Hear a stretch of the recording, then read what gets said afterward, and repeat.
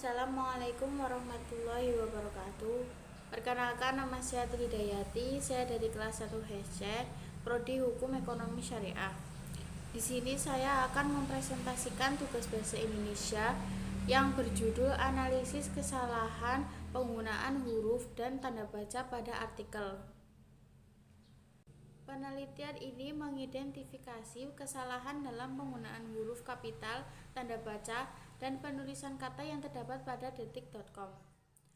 Penelitian ini bertujuan untuk mendeskripsikan kesalahan huruf kapital, tanda baca, dan penulisan kata yang terdapat dalam surat kabar. Yang dijadikan sampel dalam penelitian ini adalah detik.com. Tema atau judul yang dianalisis dalam hal penggunaan bahasa Indonesia adalah kendaraan bisa masuk tol Jakarta Brebes Timur tanpa putus, dan Metro Mini jadi gabung dengan Transjakarta.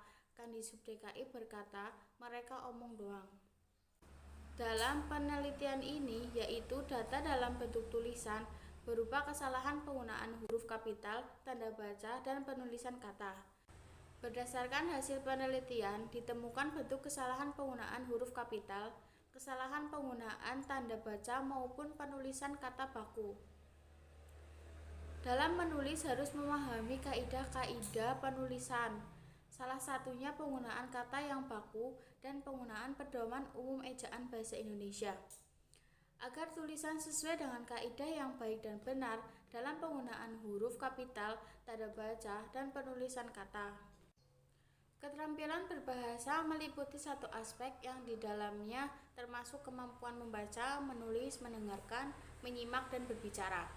Pedoman kaidah bahasa Indonesia yang disempurnakan itu membahas tentang banyak hal, seperti pemakaian huruf, penulisan kata, pemakaian tanda baca, dan penulisan unsur serapan.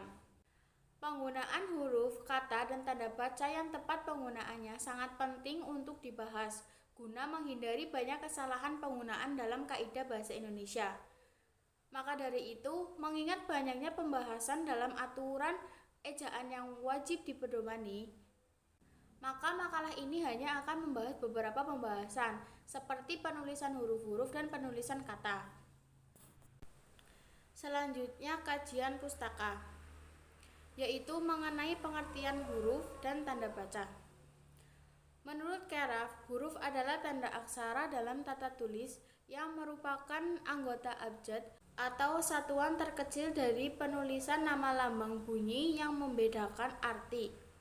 Huruf membedakan arti karena perubahan huruf dalam sebuah kata yang menyebabkan perubahan.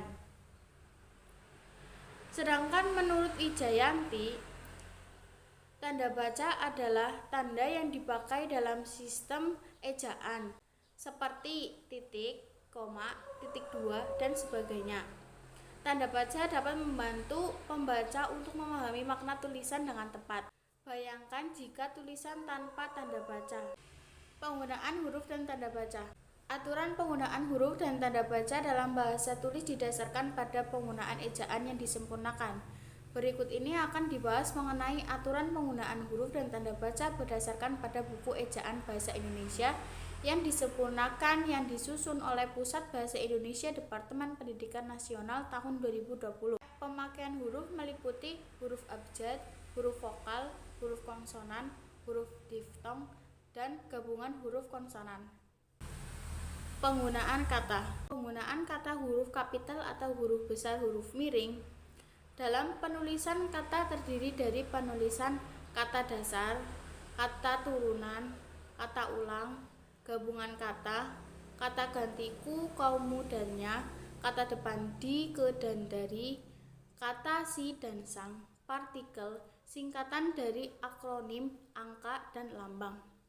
Sedangkan pada pemakaian tanda baca terdiri dari tanda titik, tanda koma, tanda titik koma, tanda dua titik, tanda hubung, tanda pisah, tanda elipsis, tanda tanya, tanda seru, tanda kurung siku, tanda petik tunggal, tanda garis miring, tanda penyingkat atau apostrof.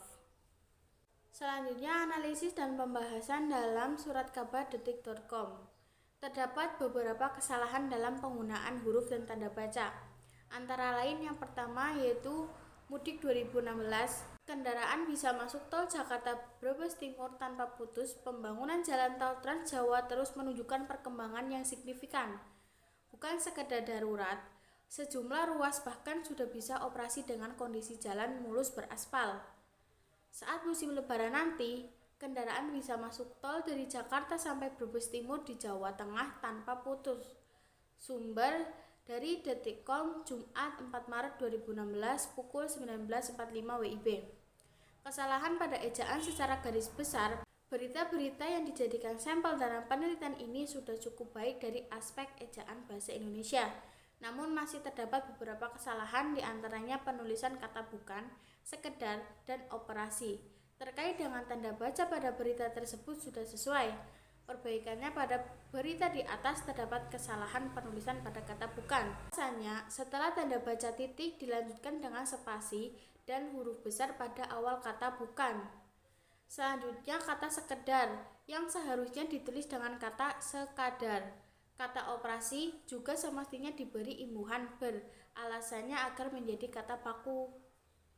Yang kedua, Metro Mini jadi gabung dengan Transjakarta. Kandishub DKI berkata, mereka ngomong doang, belum ada kemajuan, mereka baru ngomong doang.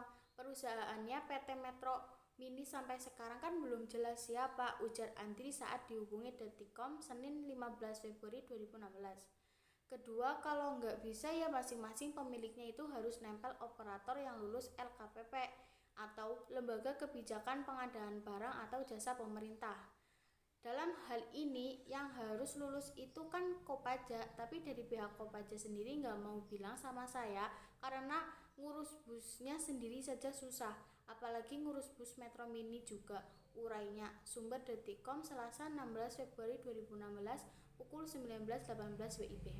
Kesalahan ejaan secara garis besar, berita-berita yang dijadikan sampel dalam penelitian ini sudah cukup baik dari aspek ejaan bahasa Indonesia.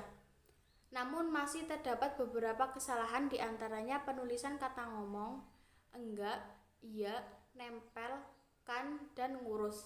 Sedangkan pada berita ini terdapat kesalahan pada tanda baca, diantaranya tanda baca koma. Pada kata sesudah belum, ada tanda petik 2 pada paragraf kedua. Perbaikan pada kata ngomong, enggak, iya, nempelkan, dan ngurus seharusnya dicetak miring. Alasannya merupakan hasil transkrip wawancara lisan. Namun sebaiknya jika ditulis ke dalam media, kata itu tetap harus dicetak miring. Selanjutnya pada tanda baca koma pada kata sesudah belum ada kemajuan.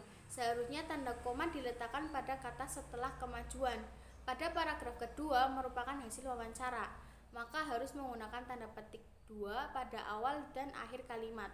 Alasannya wawancara tersebut dilakukan secara langsung terhadap narasumber.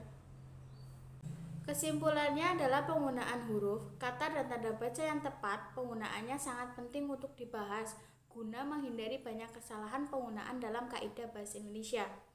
Dengan adanya teori pembelajaran tentang penggunaan huruf, kata, dan tanda baca, diharapkan dapat menggunakan huruf, kata, dan tanda baca sesuai dengan kaidah morfologi, fonologi, semantik, dan sintaksis, sehingga dapat diketahui bahwa tidak semua huruf besar adalah huruf kapital, walaupun berbentuk kecil.